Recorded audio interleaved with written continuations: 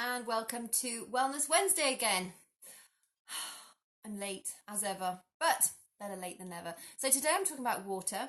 I'm going to talk about water slightly different, in a different way to how I normally do.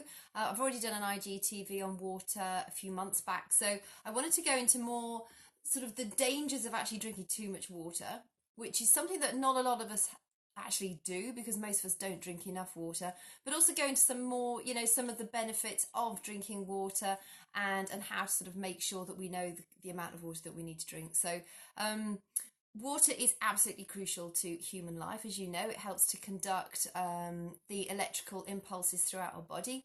We are electrical, and it's really important that we have sufficient water in our systems to make sure that our brain's getting the right messages, our muscles are contracting properly, including our heart muscle, that our blood's flowing correctly, that our saliva is sufficient, that our sweat's working properly, and water forms part of that entire process. So first of all, when we get dehydrated, this is when you get things like the risk of kidney stones. You may have constipation, and actually even if you eat a very high fiber diet, so if you're eating lots of vegetables or you're eating a lot of sort of fibrous cereals and things like that, if you're not drinking sufficient water, then you are likely to get bunged up. So and obviously constipation is just so awful on so many different levels. So drinking adequate water is going to help to keep your system cleansed. It helps your kidneys to work more effectively. There are differing reports on skin health with water. Some people say yes, if you drink plenty of water, it helps to keep your skin looking plump. There are others saying that it doesn't really make that much difference. However, water, because it helps detoxify the body, if you've got a body full of toxins, the skin is our biggest organ, and so that's going to reflect a toxin-laden body. So you're likely to get more pimples, spots, acne, and sweaty, smelly sweat. Whereas if you're well hydrated, although it might not necessarily get rid of wrinkles, in fact it doesn't, because I drink loads of water, and age gives you wrinkles. But it can improve the condition of your skin, but it's not actually going to make you look any younger. It will make you feel more productive. It'll make you feel more focused. It'll give you more energy. I know that when I get thirsty, I start to feel crabby, my focus goes, and my energy just slumps completely. There's also quite a lot of conflicting evidence out there about whether drinking water helps you to lose weight.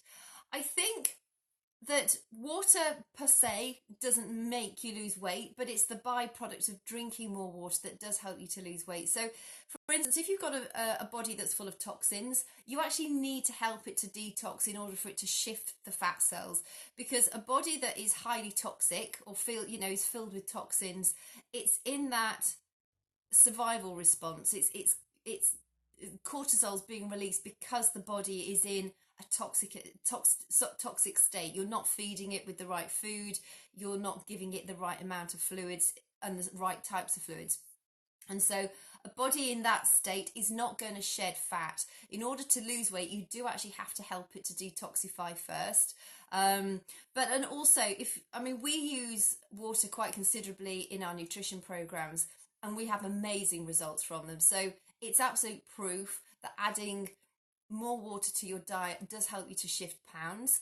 But water will not, if you put water on top of fat, it's just going to sit there. If you have water in a pan, the water does not absorb, get involved, doesn't emulsify the fat, as it were.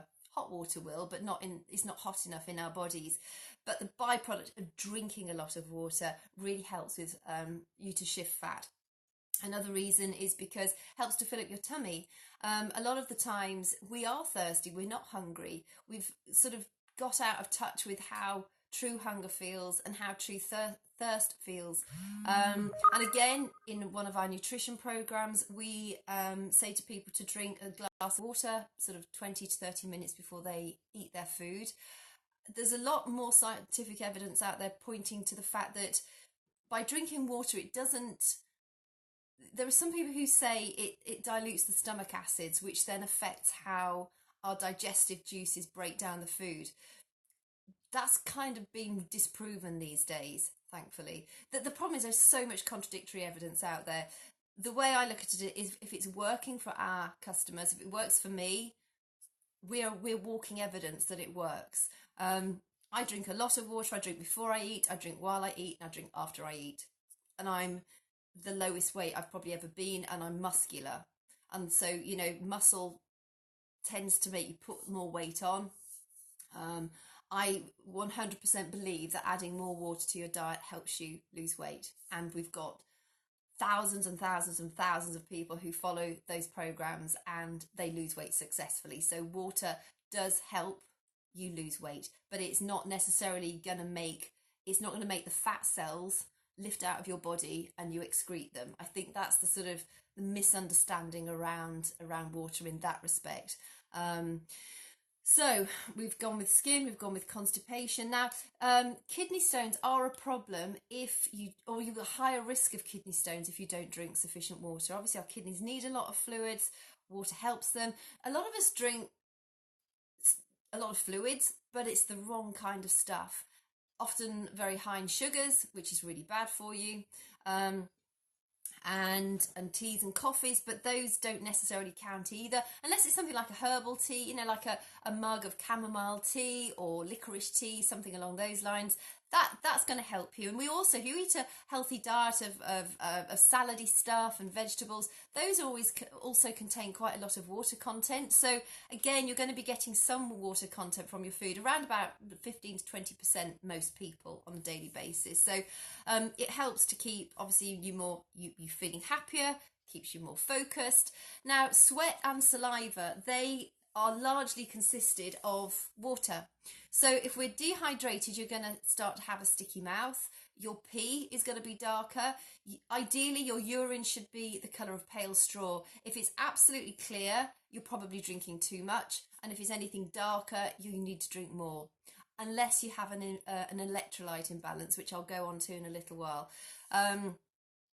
So, it's really crucial that for our proper digestion, because digestion starts in the mouth, our saliva contains digestive enzymes. In fact, even some foods, as soon as you look at them, your mouth's already started to create those enzymes that are going to digest it when it gets into the mouth, which is another reason why it's so important to chew our food properly, because digestion doesn't just happen from sort of here downwards. It starts in our mouth. So remember that. And if you're dry mouthed, you are probably a little bit dehydrated. If you do a lot of workouts, or you sweat a lot, or you're menopausal and or perimenopausal and you're having a lot of hot flushes or flashes, chances are you'll have a greater risk of dehydration too. So the general way of working out how much water you should drink is largely dependent upon how much you weigh. You need to take your weight in pounds, divide it by 2, and that's roughly about the amount of fluid ounces you should be drinking every day.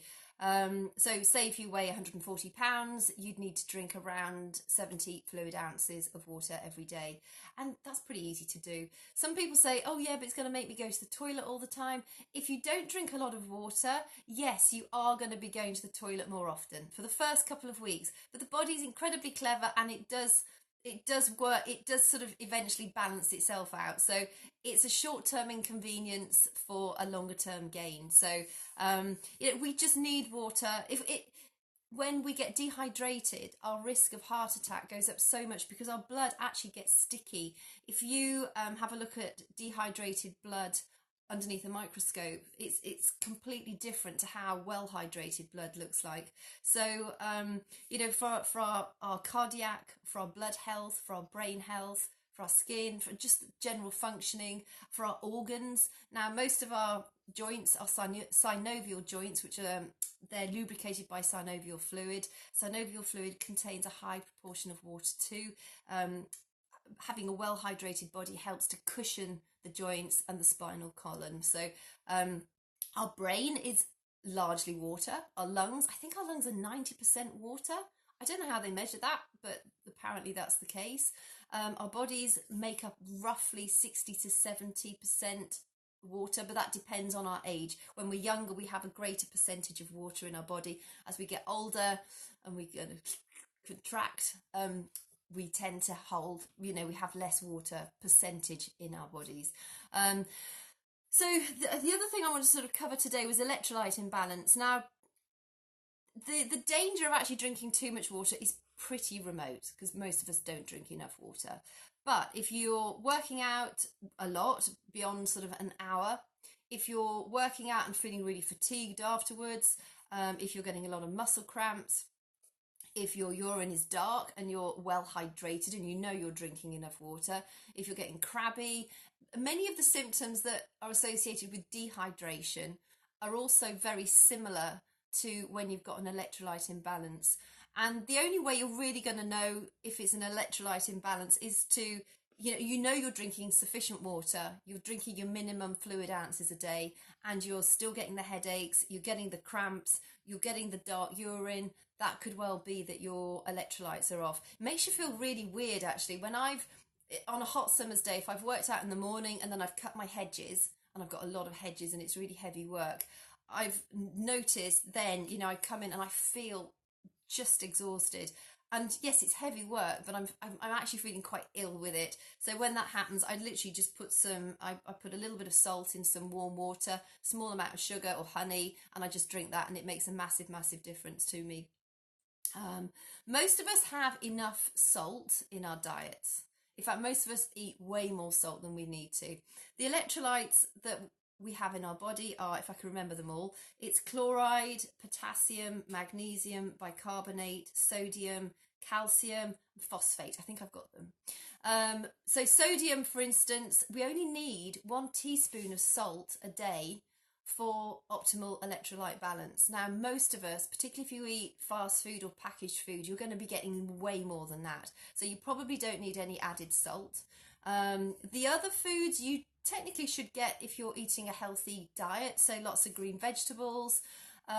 Coconut water is the best natural source of electrolytes. The first time I tasted coconut water, I just thought it was disgusting.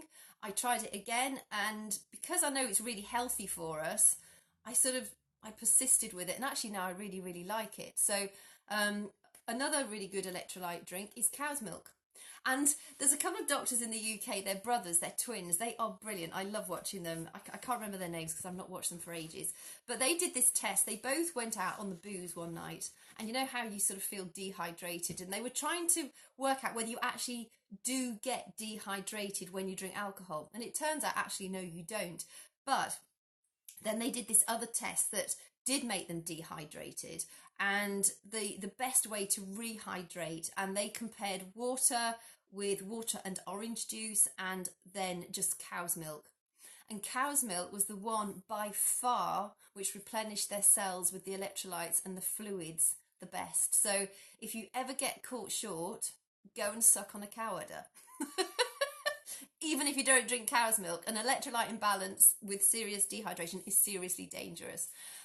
So I just thought that was quite interesting. So best one is coconut water. The next one after that is cow's milk. Watermelon is incredibly high in electrolytes. It's got all the right sort of balance there for you. So avoid, I'm not going to say the names, but the commercial shop bought electrolyte drinks.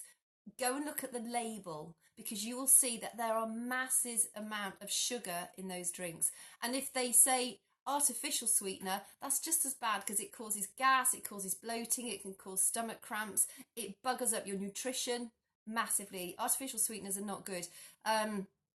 You can get electrolyte tablets, which is pretty good. So if you know you're going to, say, somewhere really hot, also if there's a risk of diarrhea or vomiting. So say you're traveling to somewhere where it's quite common to get a tummy upset, make sure you pack some electrolyte tablets.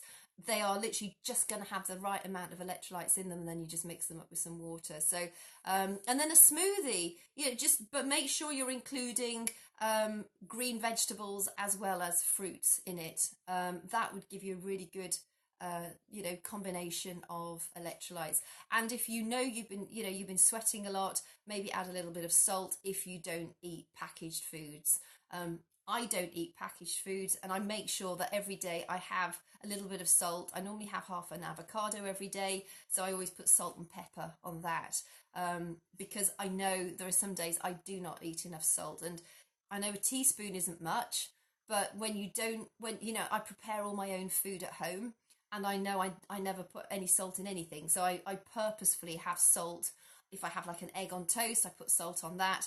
And, you know, with my avocado and my evening meal, I have a little bit of salt with that too. So I try and spread it out during the day rather than just having, you know, a whole teaspoon, which is going to be pretty revolting. But salt is one of those. If you do eat clean, you may have a deficiency in sodium. I know there are days when I know I've not had enough salt, and I really notice it. I really feel it. I get crampy, and I just feel lethargic. Actually, it just makes you feel really strange. So just be aware of that. So, you know, that's pretty much it. It's just sort of being aware of the fact that you need to maintain water throughout the day. It doesn't really make much difference whether it's sparkling or fizzy. Sparkling or still. Still water is less acidic than sparkling water. The body is always going to keep the natural pH balance of how it should be. But sparkling water does have a higher acid content because of the carbonation process. The carbonic acid is a byproduct of when water is carbonated. And so, you know, I think carbonated water has a pH value of about 4. Orange juice is something like sort of 2.5. Battery acid, I think, is 1. Our normal pH is about 7. And I think that's what normal water is as well. You are likely to get some electrolytes naturally in tap water because it's added. But then, of course, tap water has all the other stuff in it that it shouldn't have. So I don't recommend buying plastic water. Bottles. Water in plastic bottles because of the plastic issue, first and foremost. Even if the plastic is BPA free, there's just so much plastic. So either I would get glass bottles or buy a filter jug and just filter your own water. Or if you can afford it, have an actual filter put onto your mains water tap. So at least all the water coming into the house is filtered. That's probably the safest way of doing it. But then, of course, that's quite costly too. And yes, if you buy a water filtered jug, it is plastic, but you're going to use that, reuse it and reuse it and reuse it, hopefully for years, and then toss it out rather than all the plastic bottles that, you know, you might get through one a day, and that really does contribute obviously to the plastic waste issue. So I hope that helps. I just want to sort of cover the sort of basic importance of good hydration, but also the danger of overhydration, or, you know, drinking too much water. And in fact, that's what, you know, Leah Betts, when she had the ecstasy, and she died, it's because she drank too much water. She felt really thirsty with it, and it was that electrolyte imbalance, because she flooded her body with water, that actually resulted in her dying. And we see a lot of that with kids that have taken drugs, and it might be their first experience, and they just drink water, and they actually end up drinking far too much, and it can be fatal. So it is a very real danger. Most of us are not going to be faced with that danger, but I just thought I'd sort of balance the scales a little, because I'm always talking about drinking more water, because most of us don't drink enough. But there is the other end of the spectrum where you do need to exert some caution. So I hope that's helped. And if you've got anything you want me to cover in a future Wellness Tips for You Wednesday, please let me know. Leave me a comment or send me a private message. And I will look forward to catching you again next week. Catch you soon.